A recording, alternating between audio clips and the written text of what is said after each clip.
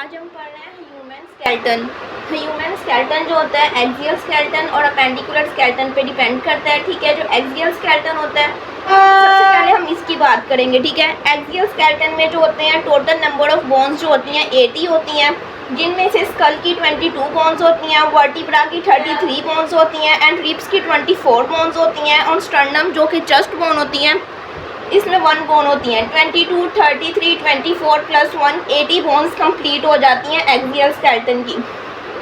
सबसे पहले हम नंबर 1 स्कल पे बात करेंगे। स्कल जो होता है इसमें क्रेनियम और इसको फेशियल बोन्स में डिवाइड कर दिया जाता है। स्कल जो होता है हमारी खोपड़ी को कहते हैं और जो इस खोपड़ी के अंदर ब्रेन होता है और ब्रेन को क्रेनियम जो है प्रोटेक्ट करता है। क्रेनियम उसे कहते हैं जो हमारे ब्रेन को प्रोटेक्ट करता है। क्रेनियम में टोटल बोन्स 8 होती हैं और यही जो है क्रेनियम का यही काम है कि हमारे ब्रेन को क्या करता है, प्रोटेक्ट करता है। इसमें जो क्रेनियम में 8 बोन्स होती हैं वो 4 अनपेयर्ड होती हैं और 2 पेयर्ड बोन्स होती हैं। जो 4 अनपेयर्ड बोन्स होती हैं उनको जो हम लोग कहते हैं उसके लिए मैंने एक सिंबल रखा है SOFE और जो 2 पेयर्ड बोन्स हैं उनको हम PT, मतलब ये हमने सिर्फ इसको याद करने के लिए इनको ये अपने में से वर्ड्स दिए हैं ताकि हमें ये याद रहे, इसको SOF और इसको PT।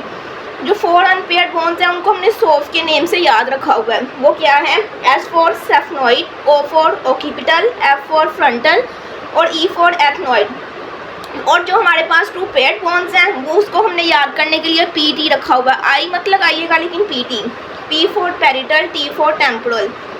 और फिर स्कल को हमने 2 पार्ट्स में डिवाइड किया था। क्रेनियम की हमने 8 बोन्स के बारे में बात कर ली। अब हम फेशियल बोन्स की 40 बोन्स होती हैं, 14 बोन्स इनकी होती हैं, जो कि फेशियल बोन्स जो होता है हमारे फेस को स्ट्रक्चर में लेके आता है, हमारा फेस बनाता है। और इसको जो है इसमें 14 बोन्स जो होती हैं वो 6 पेयर्ड में होती हैं और जो 2 बोन्स होती हैं वो अनपेयर्ड होती हैं। जो 6 पेयर्ड में होंगी 6 + 6 12 और 2 14 बोन्स कंप्लीट। इसको हम लोग ने नेम दिया है, इसको याद करने के लिए हमने जो सिंबल रखा है PMLNZC। P for palatine, M for maxilla, L for lacrimal, N for nasal, Z for zygomatic and C for concha. और जो हमारे पास 2 अनपेयर्ड बोन्स हैं उनको याद करने के लिए हम लोगों ने जो रखा है वो है MV। यहाँ से ये रिमूव हुआ है थोड़ा सा, लेकिन ये इसका हमने सिंबल रखा है MV। M for mandible and V for vomer. आगे हम बात कर रहे हैं वर्टिब्रा की। स्कल की हम लोगों ने बोन्स कंप्लीट कर ली। अब हम वर्टिब्रा की बात करेंगे जिसमें 33 बोन्स होती हैं। वर्टिब्रा में 33 बोन्स होती हैं।